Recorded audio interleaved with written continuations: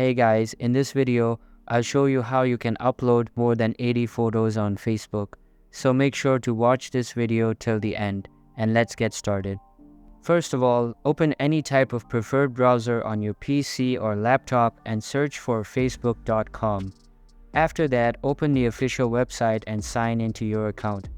Now, if you select the Upload Photo feature and select a handful of images, there will be a certain extent to which you can select.